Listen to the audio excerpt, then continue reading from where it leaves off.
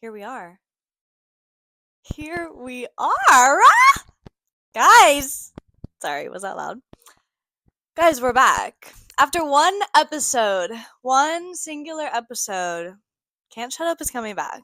Now, I have a lot of explaining to do, obviously. It's been quite some time. When did I even make that episode? Should we look it up? Okay, so it's been some time since July. That was when I put out the first episode, which I felt a lot of pressure for because, like, I don't know, the first one needs to be like important and amazing. I don't really know. Was it like not necessarily? I loved it. I had a great time, but I was nervous. I didn't really know what I was doing, obviously, and still don't. But here I am. I just want to yap. That's all that I want to do all the time, 24/7. So I have a lot of explaining to do. I have so much has happened since last time. And honestly, my first episode wasn't really about me. It was really just like advice, which I love to give advice, don't get me wrong. But I just want to like talk about myself and I want to talk about my life and I want to talk about so many things. And then we can get into the advice and all those things. You can figure it out along as you hear about me. Because that's really what Can't Shut Up is about me. Because I'm selfish. No, but seriously, I have grown so much as a person since July. It's actually really insane. If I was to go into all of that, this podcast would probably be 7 hours long. I'm so serious. I, uh, I feel like a different person. I feel like I've lived 15 years this year. Like, just not even just in 2025. I'm talking like from November of 2024 to now. That does not feel like a year ago. Like, I know we're not even in November, I'm getting ahead of myself, but like, it does not. This year has been so much, but it's really transformed me in so many ways, and I'm so happy about it, and I'm so happy to be back and yapping. Um, I Let's get right into why I'm even back because honestly, guys, these past 2 weeks have been insane and have really, not to say transformed me again because like lame, but have really shaped, so like it's been such an out of character, out of body, out of life experience these past 2 weeks. And I feel like I'm a very scheduled, planned, oriented person, but these past 2 weeks have just gone so off the rails, and I should be probably a lot more miserable than I am right now, and I'm really like not, and I'm really thriving, and I think that's just because everything happens for a reason. So let's get into it. Okay. These past 2 weeks, guys. So as of a little over 2 weeks ago, I was working at this restaurant, which I love. I love everyone there. I really loved working there, but the money was not happening. And I could go more into to detail. I could go more into detail about all of that, but I am really afraid of people watching, which here's what I'm really afraid of. I'm really afraid of my I don't want to say, guys, I'm really scared. I'm afraid of the wrong people watching this. Just know if you're a coworker, I love you. I love you down.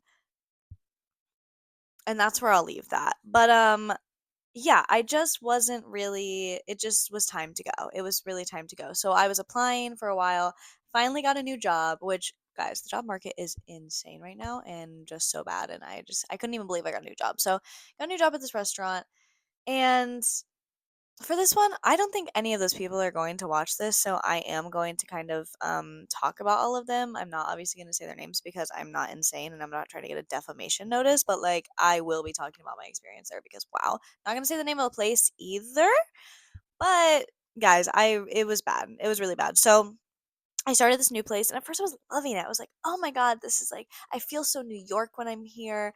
Cuz like my other job, it's like in Times Square, so we get a lot of tourists. So it doesn't really feel New York. It's more like I'm around a bunch of Midwest people and that's, where I'm from. So it felt very like homey, which love. Love that. But I was like, I just don't feel like I'm in New York, which like what the fuck am I even talking about? You know what I mean? Like what do I even mean? But with this new place, it was like in the Lower East Side, and like, oh, I just feel so New York. We're here so late, all this stuff.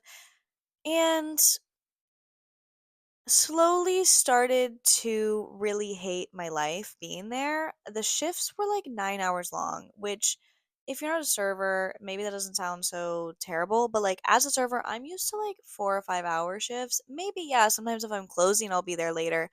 But I'm not used to being, and maybe this sound, maybe I'm being spoiled. You know what I mean? Maybe I just sound insane. Maybe I've just had really great restaurant experiences. But I, I'm not used to being on my feet for that long, and also no break, like, because that's the other thing, if I'm working a double or if I'm closing, like, I get a break. This place, I didn't really get a break. Like, yeah, I would get to eat, but it was like kind of eat as fast as you can, then boom, you're back up and at 'em. So yeah, so that was very hard. Also, like I said last podcast in July, I have been having health issues, and guess what, guys? I'm still having them. I'm still having them.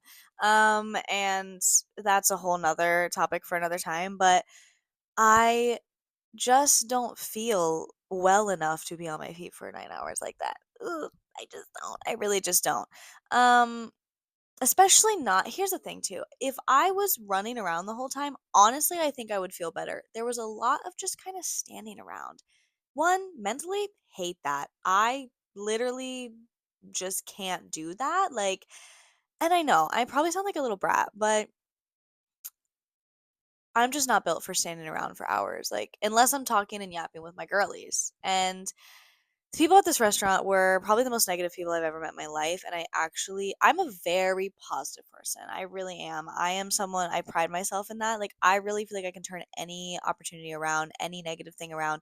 I crashed out like my second or third day from working with this man because he was the most negative person I've ever met in my life. I truly, I could not say anything without him having something terrible to say back. And, you know, sometimes that's like, I feel like I've been around negative people, of course. I usually just kind of avoid them and I just kind of, go off. It's just me and this man working together for hours of just standing around. We have no tables, there's nothing else to do but talk. I literally crashed out so hard. I genuinely didn't even know how to process because, like, I am very easy go lucky. I love talking to people. I love getting along with people. Like, that's not really something that I struggle with. But with this, it wasn't even that we couldn't get along. It was just like, wow, you're not even mean. You just like hate everything and everyone and anything that's happening all the time. And I'm new. I just got here. I don't have anything to complain about. And like, I'm not one to complain. That's not how I bond. That's not how I'm like going to interact with people to like make a friendship, is not really complaining. Once we have a friendship, then of course I'm going to complain to you. If I'm first meeting people and I'm first getting to know people, I'm in a new space or with a new experience, whatever, that's not how I'm going to try and like be friends with people, is complain. I am going to want to know about you, want to get to know you. You probably want to get to know me. Like, that makes more sense to me than constantly complaining. Like, I just can't take that. And then also, like, the cooks were weird to me, which of course, cooks in like most restaurants are weird. Not in my experience. Like, honestly, this was really the first restaurant that I felt very sexualized and very uncomfortable with the cooks. Like, maybe I've just been really, really fucking lucky. I don't know. But I've worked at a lot of different restaurants and truly never had this kind of experience. So that was very strange. And so I crashed out that night. It was DJ night. And I'm used to restaurants. I'm not really used to a bar. And I think this place is more bar focused than restaurant focused, which I wasn't really prepared for expecting. And like pushing through people with plates, it's a lot of rich people who like don't know to get out of the way, you know what I mean, and just kind of look at you like you're dirt, like, oh, you're serving me, you are dirt. And again, I'm not really used to that. Of course I've had clientele that are prissy or pretentious or whatever, but this felt like a whole new kind of low. Like, it really was like, oh, there is a difference between you and me, and that makes me really uncomfortable. So yeah, so I crashed out my whole subway ride home after that, and then the next day I had to work with this person again, and I was like, you know what? It's gonna be okay. I'm gonna go to work and I'm gonna love it. Maybe I won't love it, but it's not DJ night, so like I should be okay. I should be a lot better. You know what I mean? And it wasn't gonna be DJ night, so I was like, you know what? I'm gonna go in with a good attitude and like hopefully it's okay. As soon as I get there, it's just like it's nonstop complaining. It's him and another guy, and all they are doing is complaining about the job. And it's like, I just started here. And of course I've worked places where you get there and immediately they're like, get out, like you need to run as soon as you can. That's every job. You know what I mean? Everybody has something. If you've been working in a restaurant or a place for long enough, like you're gonna have things to complain about, of course. But when you're first starting out, there should not be that much to complain about. Like there really shouldn't. So, or at least for me, I'll speak for myself. I should not have that much to complain about because I don't really. I let so much roll off my back. And so yeah, so then I just decided in that moment, I was like, well, I'm just not going to speak because everything I say is being brought with negativity. So I'm just not going to speak, which then in turn made me be like, so I can't be myself. So I can't be myself here.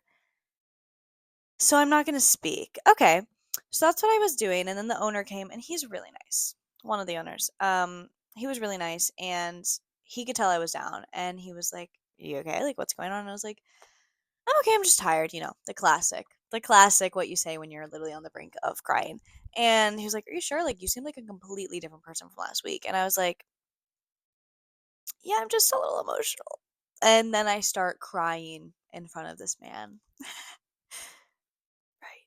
So he was so sweet and he was like, do you want to go on a walk? Like, would you want to do that? And I was like, yeah. And so he told me to come back at 7. I go on a walk. I call Isaiah, my boyfriend, and I am just like, I don't know what to do. I'm just like sobbing on the street on the phone to him. I'm like, I hate it. Like, I'm so miserable. Like, they're so negative, all this stuff. And of course, he's talking me down. And then a homeless man started chasing me. Gotta love New York. Gotta love New York. Right, right, right. So a homeless man started chasing me, and he wasn't that fast. And then he ended up just laying down on the street. And I get it, you know, he's going through his own things. I'm going through mine. But it was just like impeccable timing. I was like, wow, okay. So of course I run away and I keep talking to Isaiah, and I'm just like, I don't know what to do. Like, I am miserable. He's like, I think you should just tell the owner that, like, in the best way that you can, of just it's hard for you to feel like you can be positive with all the negativity. I was like, okay. So then after the shift, I talk about it with him. It's a great conversation. And, you know, during the shift, I was fine. It was really whatever. And he was really nice about it. And then I go home and then have a couple more shifts. They're fine. Whatever. Then the next week comes and I have another DJ night. I was on the brink of crying for like a good hour, probably longer. I hated it so much and I felt like a waste of space. Like the other person that I was working with, I could tell that she was like probably just not really liking me very much, and like that's so fine. You don't got to like me. You know what I mean? That's so fine. But I think it was because I genuinely didn't know what to do. Like it was such a different I'm used to having a table, right? And I go up to them, I introduce myself, they have their plates. If it's appetizers, we bring out the appetizers first, and then we bring out the food, and then it's desserts, and you can tell when everyone's done. And yeah, if they're getting drinks, of course, this was very much like we had parties, so they were all just kind of like picking off plates. So none of the plates were done. So I didn't feel like I should take anything because it seemed like they were kind of still eating. I really couldn't tell. It was just a whole mess, and I just felt like she had to keep telling me to do like the simplest things that I was like, "Oh my god, like I promise I know what I'm doing. Like I promise I know what I'm doing. I just don't know what I'm doing here. Like I am so not used to this. I am so confused, and this is such a like different experience." So then I was just kind of like standing because I was doing the front room, she was doing the back room with all the parties. Front room had one table. You know what I mean? So then I'm just standing there, and then she kind of says like, if you're gonna wait, like this is probably the worst place to wait. So if you want to wait over there. So I literally just take 3 steps and just wait and just like, what am I? Okay, right. They let me leave early, which I was so grateful for. And then the next day I come in and the owner last week had told me that he was going to test me on the menus, right? So I had studied last week. I was looking at it. It's all food that I have never encountered before. I grew up in Ohio, and I grew up in a very picky family, and we didn't really go out to eat a lot. We didn't really experiment with food. It was very basic food, and we were eating out a lot. Like, it wasn't, we weren't exploring our options, you know what I mean? So I had never had the type of food that this restaurant served. So it was literally like speaking another language, like learning another language too. So he comes in that Friday. This was a week ago from tomorrow. No, today's Friday. This was a week ago. And he comes in and he wants to quiz me on the menu. And I don't get a single thing that he asks me right. Which, if you know me, is very unlike me. I am a studier. I am a test taker. I mean, I don't like tests, but like I will study and I will make sure that I know everything and I will be prepared. And I also am such a people pleaser that I would never want to not get it right. And also, hello, it's a new job. Like, I, nor in a normal circumstance, I would have known everything already, right? But I didn't. And so he was like, I'm gonna send you home for today so you can go home and study, and then you can come back tomorrow because I had another shift tomorrow. And so fair, of course. Like, no judgment to him because, duh, why would you want someone here who doesn't know the menu? And in my head, I had the past two shifts that I had worked that week, I had basically been being like, I low key hope that they fire me so I can get unemployment. Like, I was so miserable every time I was there, but I knew the money was going to be good and I needed money. Like, that's why I needed this job. So, kind of, dug my own grave there a little bit. In that moment, I was like, okay, maybe I manifested this. I didn't say it out loud, so I thought that that wouldn't happen, but your brain is powerful. Your brain is powerful. So, I leave, and obviously I'm so embarrassed, and I'm honestly kind of shocked that I'm even like telling this to the world because this is something that typically I feel like I would keep to myself and never want to tell anyone because like how embarrassing. Like, you didn't get a single thing right. That's actually crazy. Um so I leave.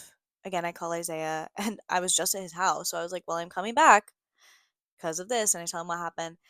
And in my head, I knew that like the right thing to do is to go home and study the menu, come back tomorrow and be better and keep the job and be a star. But I didn't want to do that at all. It literally, I was like, I just want to quit. Like, I don't, and I'm not a quitter. I am not a quitter. Like, it is not in my nature to just like quit something, especially without a backup plan. Especially, this was my only job at the time. So I was like, I can't quit, but I don't want to go back there. One, I don't want to go back there because that was so embarrassing. Even if I did come back tomorrow and know everything, okay, so you could have learned all of that and you chose not to, and then you did it in one night. Still not a great look. Still not really ideal. And just like, I just like hated it so much. But in this moment, I'm like, okay, this is the right thing to do. So I go home, I get the menu with all the notes on it, call my mom, I call my aunt, talk to them about it. And I go back to Isaiah's and I'm talking with him and his roommate, Nicole, and I'm like, I don't want to work there, guys. Like, I want to quit so bad. And his roommate was like, well, can you do babysitting again? Because I work for this company. And I was like, yeah, I could. And she was like, you think you can find something in 2 weeks? And I was like, I don't know, but I can definitely try. And she was like, I think you should quit. You're miserable.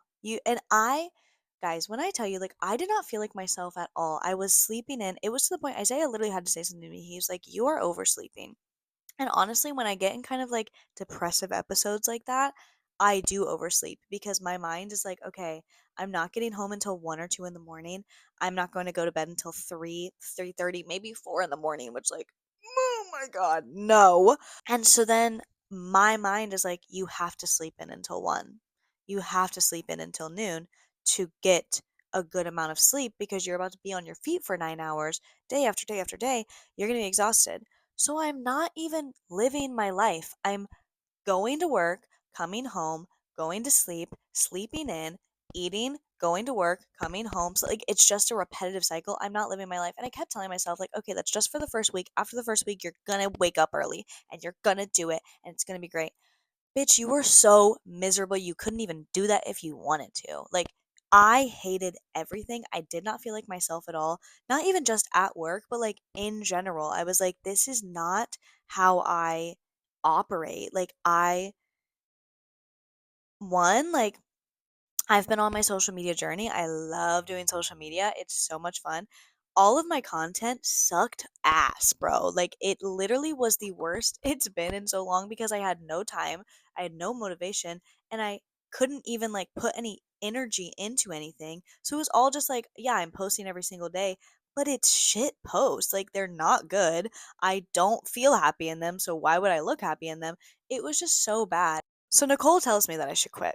And I'm like, okay, like, do you guys think that's what I should do? Because I just need reassurance. Because I knew in my gut, I knew in my heart, and I knew in my soul that I absolutely should quit.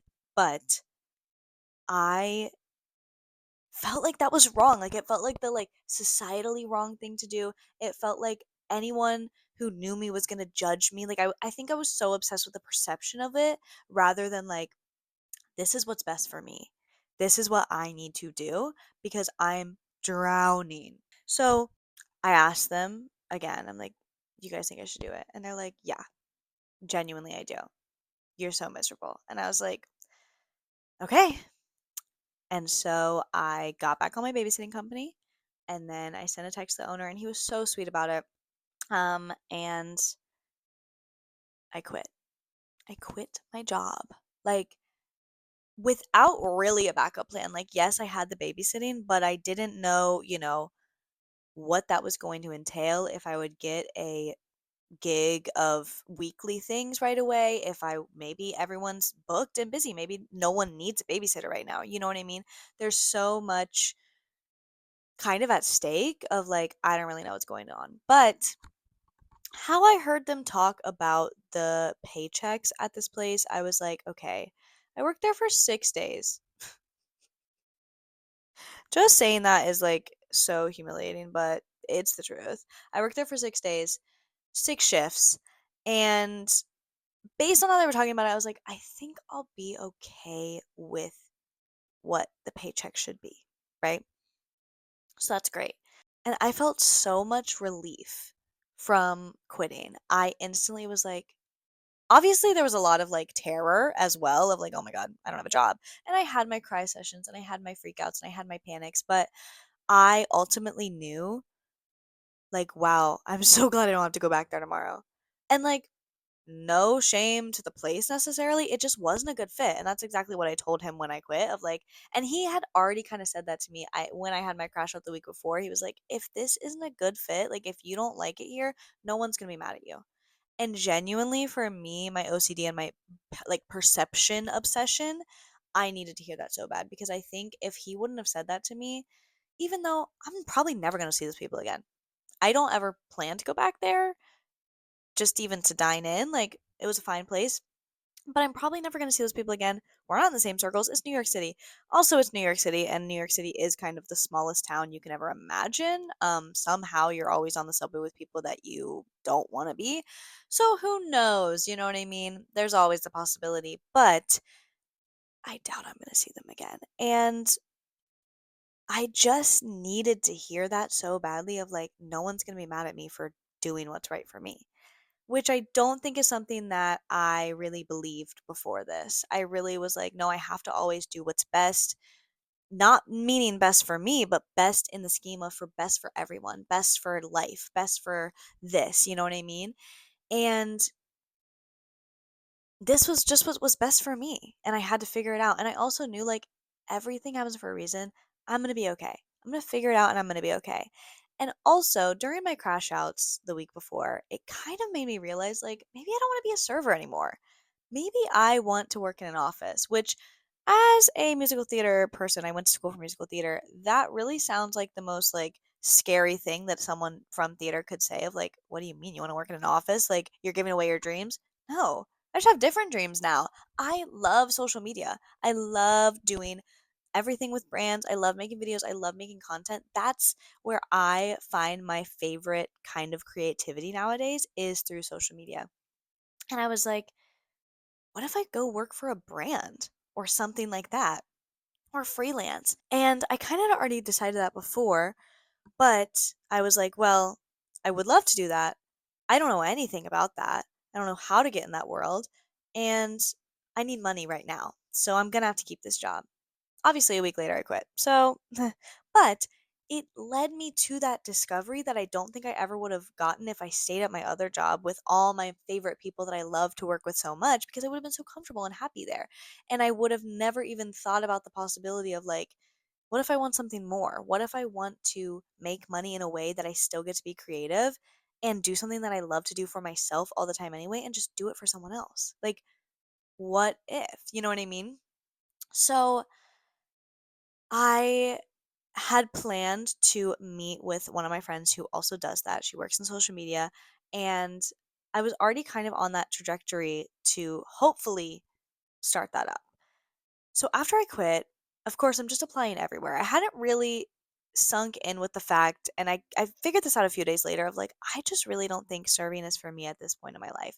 With my health issues, I can't eat most things. Like, it is very unfortunate and it's a very sad life that my stomach is living because I can't eat so many things, but I'm living with it and like I've come to terms with it. But when I'm in a restaurant constantly around food that I can't have, that was also part of the problem of learning the menu is I couldn't try anything. All the drinks, they were like, "Oh, you should try this." And I was like, "I cannot have alcohol because of my health."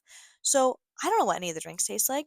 I don't know what any of the food tastes like except for the one meal that I get that I probably still shouldn't even be eating because I'm sure it has so many things in it that aren't good for my acid reflux and for everything that's going on. So, I don't really know what to say, you know what I mean? And I kinda came to this realization of, like, I just don't think serving is for me right now. Of course, I was still applying before I realized this because I was like, "Well, serving is what's gonna make me money, like, that's what I need to do." But after I kinda came to this realization a few days later, I was like, "I think it's actually okay if I just babysit because I am passionate about children. I am passionate about children development, about how they grow up. I wanna be a mom someday." So it's like I'm working towards the job of being a mother eventually. Not anytime soon, don't get worried, but I eventually want to be a mother. And what does babysitting do? It teaches me so many different ways of parenting, so many different ways of dealing with children and dealing with babies. And I love to be around children. It's something I really do. I've always loved. I'm the oldest daughter. I was always a part of, nannying and the nursery at church when I was growing up and stuff like that. So, like, I love it. It's amazing for me. And it's something I'm passionate about. Again, with social media, something that I'm passionate about. I love doing social media. I love getting to make something creative. I love figuring out different ways of doing that. It's something I'm passionate about. Food and serving, I'm not passionate about right now. In the past, absolutely. When I could eat everything off the menu and be able to describe that to people and love it and list it, I loved it. And I loved the serving of getting to know a table, getting to chat with people, all these things. This restaurant was not a very, like, chatty kind of restaurant, which is so fine. Doesn't have to be.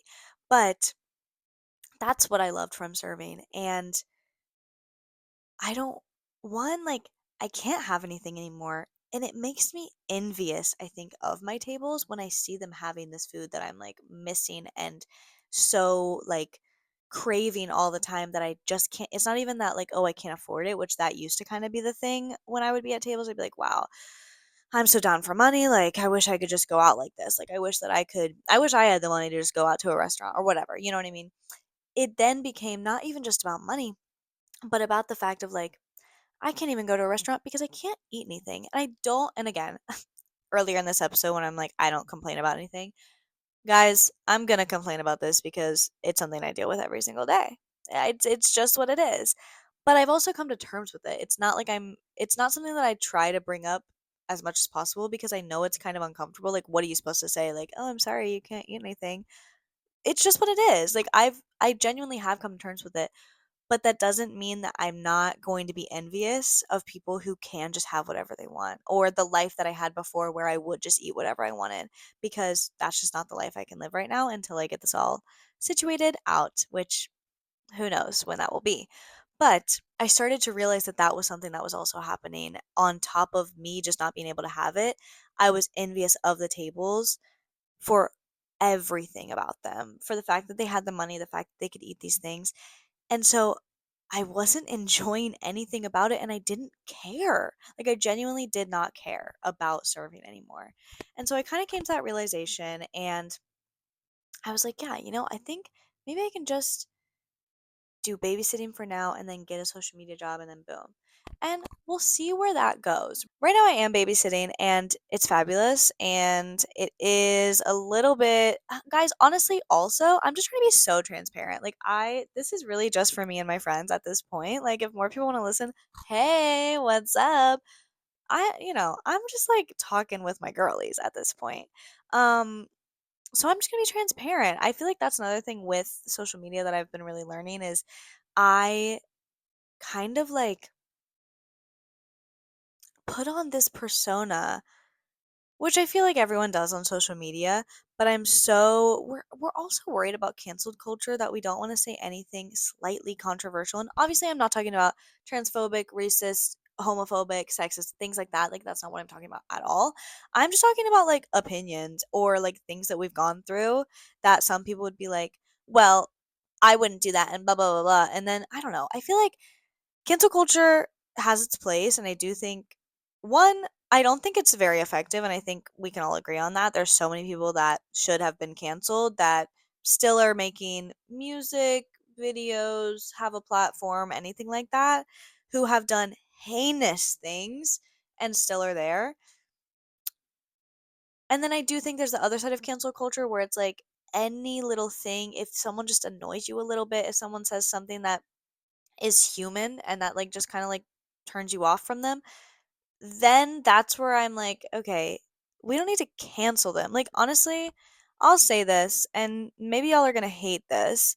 But like, do we need to cancel Benson Boone just because he kind of annoys you and you don't really like his music? Like, I don't think we need to cancel him. Let him do his thing. Like that's just where I'm at. And honestly, even with that person that was really complaining all the time before, it was like, why can't you just let people do their thing? If they're not harming anybody, if they're just doing their thing. Can you guys hear that siren? I don't know, because I have a microphone.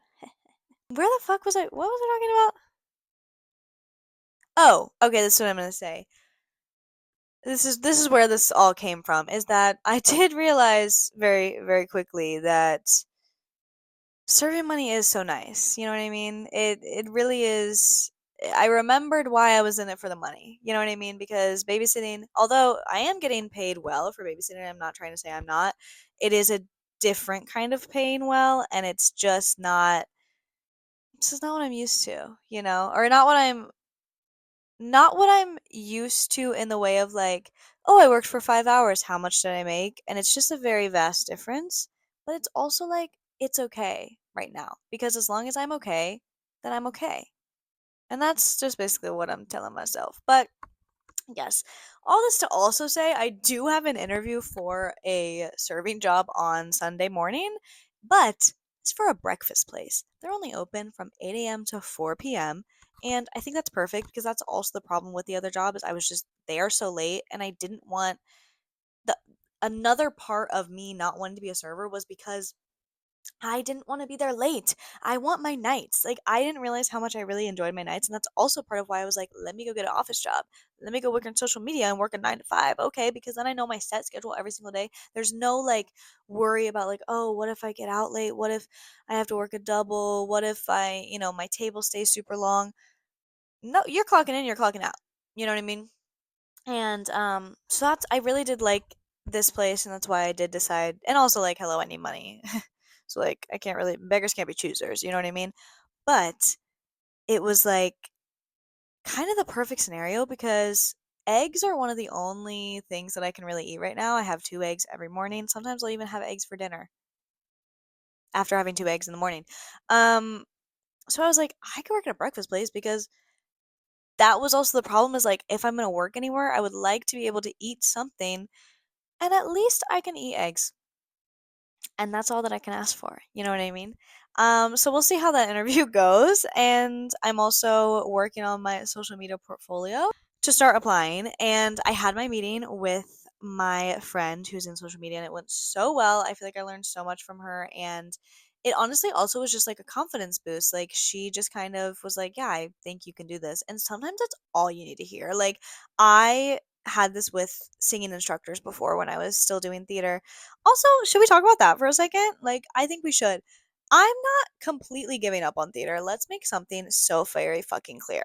I'm not giving up on theater. Theater will always be a part of me. Singing will always be a part of me. But right now, again, and I know it's like we're beating a dead horse, but with my health, I can't be singing regularly like that. Acid reflux is more affected by singing as well, which is of course it is because everything's affected by it. But um it's not something that I can put myself through 8 times a week, which not that I'm even like, auditioning for stuff like that, but of course I would love to do a little cabaret here, a little cabaret there, put on my own things, but I'm just not in the place where my health is okay enough to be able to perform, which is that kind of sad? Yeah, but also like the industry is rough, guys. Like the industry is hard. It's really hard, especially if you don't have money, if you're not in equity. And even if you are in equity, I hear, so many horror stories about it, but maybe not horror stories, but I hear that it's, not necessarily always easier. But if you aren't in equity and you're going to auditions, you you're just so lucky to even get seen and you're there so early in the morning. I know we're trying to change it. We're trying to make it easier. We're trying to make it more accessible and not so early, but it is, and it's a lot to put yourself through, especially consistently, and especially for things that maybe you're not so passionate about. If you're just kind of like, "Oh, well, I could do this show, like, that would be fun." The only time I'm really going to auditions is if I'm like, "Oh, this is my show, like, this show is for me. I have to be in this." That's when I'm gonna wake up at 6 in the morning and go to an audition. You know what I mean? I can't make myself do that for things that are not like that for me. And I think it was kind of a hard realization to realize like that my dreams are changing, but like that's okay. Like that's what's supposed to happen.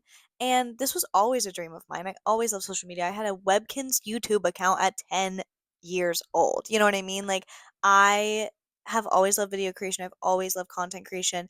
And it's something that has been consistent in my life. Like, it's probably the most consistent thing in my life is that I love pictures, I love videos, I love all of this stuff.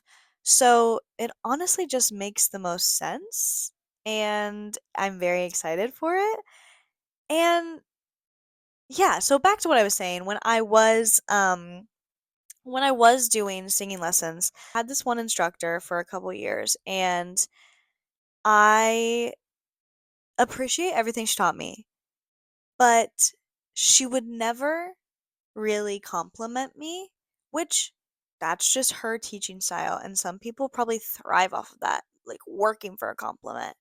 For me, it made me basically feel like in my mind of like, "Oh, so I'm not doing anything right, and I just suck as a singer in general, and I should stop because I'm really not even that good." And then I had a lesson with, should I name drop? Maybe I'll name drop. I'm gonna name drop. Here we go. And then I had a lesson with Natalie Weiss. And if you know her, she's an internet sensation. She transforms people and it's so amazing. And I was really nervous to have a lesson with her because I was like, oh my God, you know, I hope that she thinks I'm good. Like, she works with such amazing people. And she, first of all, was such a fabulous instructor. Of course, it's a pretty penny, and I'm not really singing right now, so I haven't been back. But at the time, I had some cabarets coming up, and I really wanted to work on them, and I really wanted to feel comfortable. So I saved up, I spent the money, and I worked with her, and she was just a delight. And also, she complimented me genuinely for most of it. And that's honestly all that I needed. I was like, Natalie Weiss told me that I'm a good singer.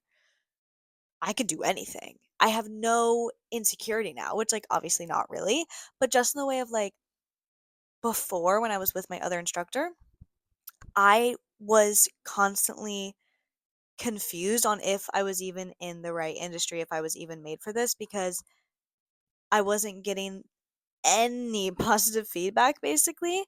And then I go to Natalie Weiss, who is like so high up in my mind, and I'm like, oh my god, well, if Natalie Weiss says I'm a good singer, like, okay, I'm gonna believe her. And I felt just the best I've ever felt about my voice. Honestly, probably since. Like, it just takes getting some positive feedback sometimes. And so that's also what happened with my friend that I met up for social media. She basically just really instilled in me of like, yeah, I think you can do this. Like, and I think because I didn't have a marketing degree and I haven't done this besides for myself, that I was like, I don't know if I can do this. I don't know what this entails. I don't know anything about this life. So like, how can I be so confident that I can do it? And just hearing someone who's in it, who knows me, who has seen me, and we're not like besties or anything. We keep up with each other. We're mutuals, but it's not like hearing it from my best friend who's of course going to tell me like, no, you can do anything, or my parents or my family members or whatever. That it's like someone in the industry and someone that I look up to in this industry telling me like, yeah, you got it. And that's genuinely sometimes all you need. Sometimes all you need is just to hear that you're going to be okay and that you're doing good. And that's what I needed. So, I'm very excited about this journey, and I just don't know how I'm not like more scared. And I think it's because I am having the time of my life. Like, I quit that job instantly. My social media rose. Instantly, my content was back to exactly how better than I even had it before. And I was like, I kind of had this realization of like, wow, I have wished for years this wish of like, if I could just stay home all the time like these influencers, if I could just not have to go to a job and work my life away, then I could be so much bigger because I'd be able to film all the time. I'd be able to make these videos. I'd be able to do these things and I'd be happy and I'd be rich and blah, blah, blah. And then I quit my job. And then it was like, okay, well, now I have all the time in the world. Why would I not do anything other than film all the time and just keep trying to push and push and push and learn and learn and learn and do everything? So that's why we're back, because I'm babysitting. I'm not going to say I don't have a job because I do, and we're grateful for that. And it is babysitting, but I'm a little inconsistent right now.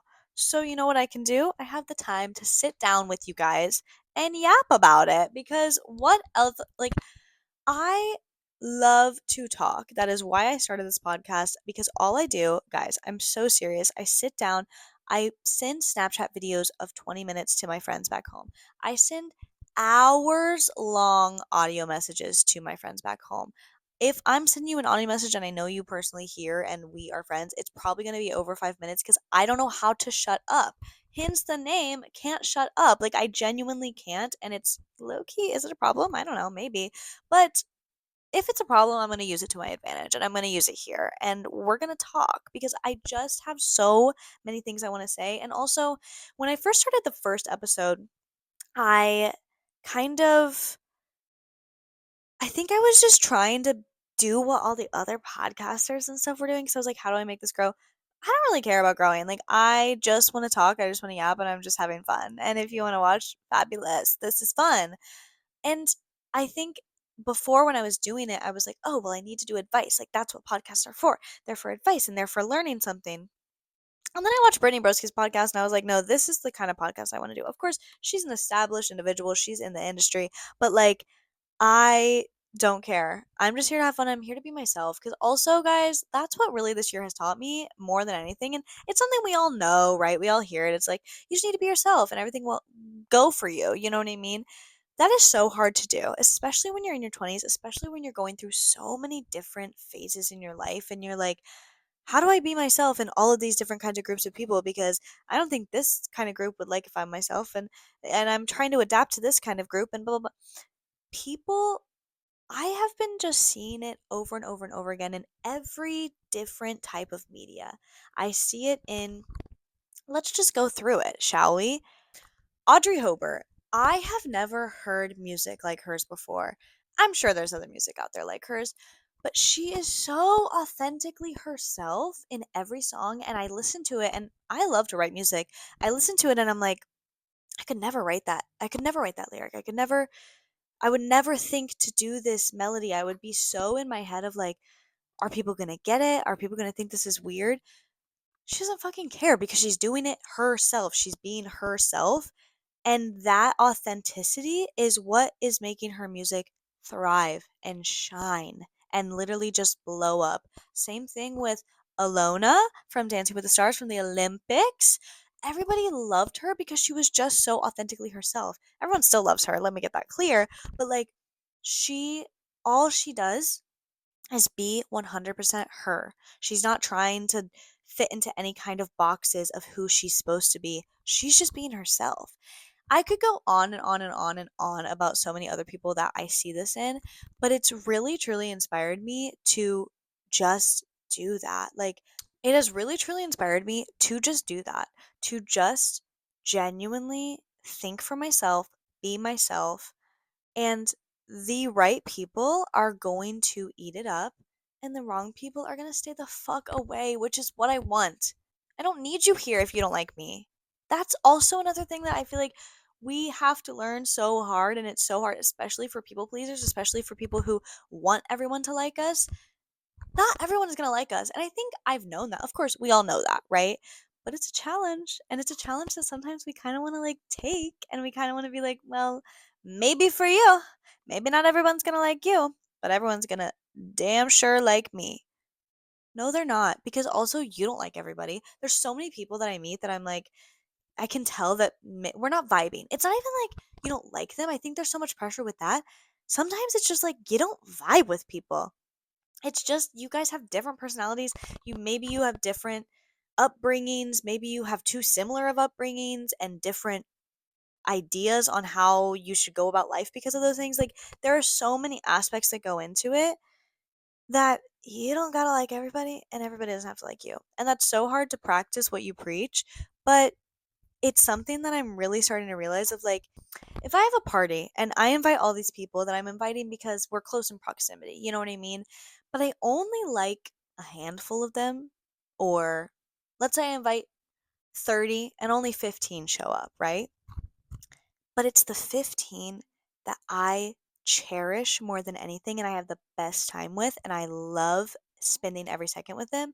And the other 15 that don't come, I feel kind of uncomfortable around them. I don't really ever know what to say to them. It's kind of like, okay, it's not like bad time, but it's just like a little bit more pressure of what am I saying, what am I doing, what am I talking about? And like, do we like each other? Is it kind of girl so confusing vibes? Like, I don't know what's going on. It doesn't need to even be a girl, but like just that kind of thing. And those 15 people don't really show up, or people that I don't really know that well, or whatever. I think in the past, I could have been like, wow, no one showed up for my birthday or my party or whatever. Only half the people showed up. So everyone hates me, and I'm so sad, and this is miserable, and everything sucks. And now I'm kind of finding that it's just so much better. And it's just like, instead of that, now I'm kind of finding that instead of that mindset, it's more like, oh my God, I'm so glad only these people showed up, because that would have been so awkward with those other people. Not that it would have been bad. I would have still had a fine time. I wouldn't invite them if I didn't want them to be there. But I get to have the time of my life and not have to worry about these other people that maybe they're not having a good time. Maybe they're doing this and I want to do that or whatever. I just get to be with my homies. I get to be with my homies. And it's so much more fun. And like, I think that mindset shift is such a like in your 20s thing that happens where it's like, yeah, you don't have to be around everyone. You don't have to do things you don't want to do. That being said, you still do have to build your village. And I think this has been such a topic lately. I've been seeing it everywhere. Like, my friends are posting it, I'm seeing it on TikTok, but it's so true. I definitely was getting into a habit the past, like, maybe even 2 years, I could say, of never wanting to go out, never want to leave the house. Hashtag depressed. What can I say? But I didn't want to go out. And before that, I was the girl that was going out every single weekend. I wanted to be around everyone. I wanted to love everyone. And then I think I got burnt out. I don't know, got depressed. Like, so many things can happen. But I have since been realizing, like, you you have to put yourself in some uncomfortable situations if you want to keep your village. And I'm not saying uncomfortable in the same sense that I was meaning earlier, but in the sense of like, yeah, it would be so nice to stay home and just sit in your bed and just do nothing all night. And yeah, maybe you are super exhausted from work, or maybe, for me, I also struggle a lot with my OCD of these rules that I make in my head. So when I was working constantly a lot and hating my life and not making enough money, I'd be so worried about getting sick or not getting enough sleep and then being tired. Sometimes, something I've learned recently, it's okay to be tired sometimes. Like, I really didn't believe that. I was like, no, I have to do everything in my power to not be tired. Of course, you don't want to be tired. You don't want to be tired all the time, especially either. But it's okay to have a fun night with your friends and be tired the next day. And then maybe you sleep a little extra the next night. You know what I mean? But, like, I was in such the depths of despair that I was like, "I never wanna be tired because then I'm gonna get sick, and then I'm not gonna be able to work, and then I'm gonna have no money, and then I'm not gonna be able to pay rent." That's what, like, was going on in my mind all the time, and that's not a fun place to live. That's not fun up here when that's happening, you know what I mean? And it just holds you back. Like, it holds you back so hard. And yes, of course, take care of yourself. It's such a hard balance of figuring that all out that sometimes we swing too much to the one side or we swing too much to the other side, where we're going out every single night and then we're getting sick all the time. And obviously, that's not good.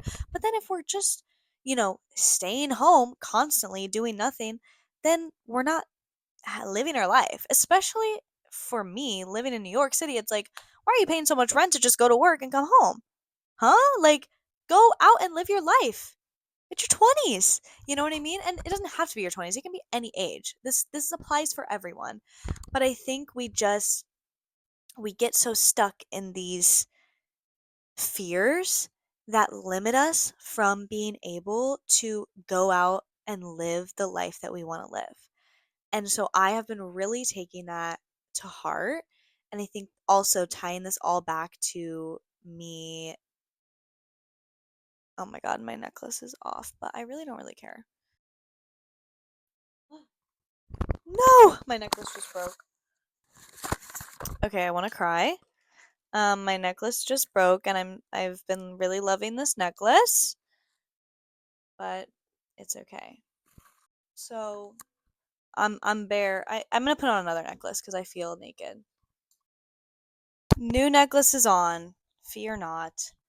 New necklace is on. So sad. I will be fixing that necklace after this. Don't you worry. But back to what I don't remember exactly what I was saying, but the gist of what I was saying was basically that I have been really realizing this so much recently, of this balance and wanting to still be around friends while also taking care of myself, but also living my life and living the life that I deserve to live. And that's what I've really felt like this week. Obviously, it's been hard not working. That's obviously very scary and kind of terrifying, but I know I have money coming in. I'm doing everything that I can. And I talked about it with my therapist too, because I also, I think, really wanted her approval of, like, did I do the right thing? I feel so crazy. And she literally was like, yeah, you did. Like, you were so miserable there. You're doing everything right after this. Of course, if you would have been like, oh, I quit and now I'm just sitting around doing nothing, then I would be a lot more concerned. You're applying everywhere. You're going to these meetings about social media. You're doing all these things. There's nothing, you're doing it all. You know what I mean? You're taking the steps to the life that you want to live. And that is in turn great for you. I think that it can be such a scary jump to try and and live the life that you want to live. And then once you do it, you just feel so yourself. Like, I have not felt more myself than this week. And normally, when I would go through something like this, if I was fired or if I quit a job, if I had no job, I would be in the depths of despair. I would be not leaving the house ever. I would be sitting at home all day. I'd be sleeping and I'd be staying up late until I got a job because I'd be like, okay, if I leave the house, I'm going to spend money. And if I do anything, I'm going to spend money. And I don't have any money coming in, blah, blah, blah, blah. And I understand that mindset, of course. But also, you can leave the house and not spend money. Parks, hello. I've been meal planning. I've been doing everything that I can to save as much money as possible in this time of transition. And I think that's so important to, instead of living in fear and not doing anything, and then, in those times where I wasn't doing anything, I was still probably ordering food in, which is 10 times more expensive than if I would have just left my house and gone to the grocery store and made something at home for myself that would last me for 6 days. You know what I mean? Instead, I'm spending 20 bucks on a McChicken and fries for one night, and it's probably going to make me feel so gross afterwards, and I'm just going to be miserable. I was honestly kind of prepared for that for this week, of me being like, okay, no job, okay, like what, how are we going to feel? And I have felt like I'm living the life that I'm supposed to be living. It's all going to happen. And sure, is this feeling going to last forever? I don't know. I would sure hope so, but I'm so prepared if it doesn't, because I know that, like, I am doing I'm working towards a goal. I'm working towards something that I feel passionately about, and I'm not just settling for these jobs that are not doing anything but giving me money. Instead, I'm looking at, okay, I need money. How can I do that while also not hating my life? And I think that is a hard thing to come to terms with. And I also think for me too, like, I don't think I am someone who could work in a restaurant full time anymore. I think I used to love that. And then it got to a point where I started realizing, especially obviously if I'm not making enough money, but I can't, and maybe this is just a me thing, but being in the same space almost every single day except for what, your 2 or 3 days off, it starts to feel like a portal instead of like a job. It feels like you get there and you're stuck, and then you leave, and then you have to go back to the portal soon. And I feel like for me, and maybe this could help someone out. I really don't know. This might just be a me thing, and maybe you're like, "No, I love doing my every single day the same job." For me, I think I'm more of a part-time girly. I think I would rather have two part-time jobs and make money. So that way, every day's a little different. Every day's a little bit less draining of like, oh, and I have to be back here tomorrow. It's like, oh no, tomorrow I'm actually doing this job instead. And then I'll be back here in a few days. And then I'll be doing my other job. And I think that, at least in the jobs that I'm in right now, of course, as I talked about earlier, one an office job, who knows what that could entail. But I think it's just like, for me, something that makes life a little bit easier is not having to go to the same place every single day and getting to go to two different places. And they also could equally be just as portally. You know what I mean? They could also be really draining, but it just like releases a little bit of stress in my mind of like, instead of dreading going home because you know you're only going to be home for a little bit and then you have to come back to this place. It's like you get a little bit more days off, even though, yeah, you're working somewhere else. But I don't know. I don't know if that makes any sense, but that's just something that I was just thinking about. And I think if I could tell myself that a couple years ago, instead of, I would always go into every single interview and be like, I'll have open availability because obviously, of course, that's what people want to hear. And I honestly, I had an interview a couple years ago where this man said, I said that to him in the interview, and he was like, yeah, that's what everyone says until they really start working. And like, how true is that? Because then you figure out the shifts you don't want to work, or the shifts, or maybe you start, a class every Tuesday or this or whatever. And it kind of, that was the first eye-opening part of it where I was like, oh, maybe I don't have to just like say what everybody wants to hear. And so on this interview on Sunday, I plan to tell them I just want part-time and just want to do a couple days a week. So that way I can do this and babysitting. So that way I'm not dreading going to work every single day and still making money in the way that I want to. So I don't know, maybe that could help. I would tell myself that a couple years ago because I think when I did have multiple jobs, it was I was so worried. This is just my thing. I'm so worried about everyone and everyone's perception of me and everyone's idea, and I just want to make everything simple for everyone. So when I would have multiple jobs, I would feel really bad to have to request off from my other job or to have to do this, or I'm going to upset someone, or someone's going to like maybe they're going to fire me because I don't have enough availability or whatever, which never happened.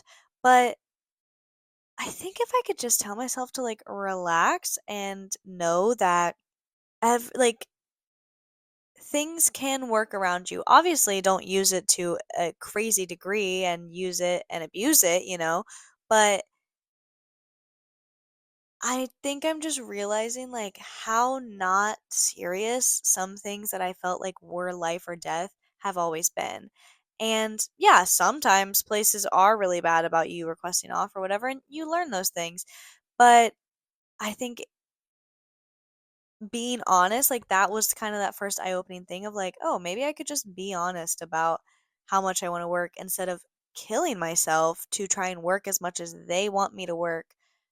Then if they want me to do that and that's not for me, then that's not for me, and then that's not the place for me. And of course, that's way easier said than done because you need money, you need to survive, so sometimes you do just gotta do whatever you gotta do to make that money, and you kinda have to people please, and you kinda have to just accept that like, whew, I wouldn't really normally want to do this, but I have to do this much and I'm kind of drowning a little bit, but it's okay because I need money. And that's what I was feeling with this past job that I just quit last week. I really was like, yeah, I'm just gonna have to do it because it's money.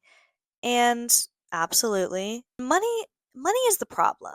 You know what I mean? Money is really just everyone says money doesn't buy happiness. You're liars because the amount of freedom and stress relief I feel when I am financially stable compared to when I am not, I am a mess when I am not financially stable.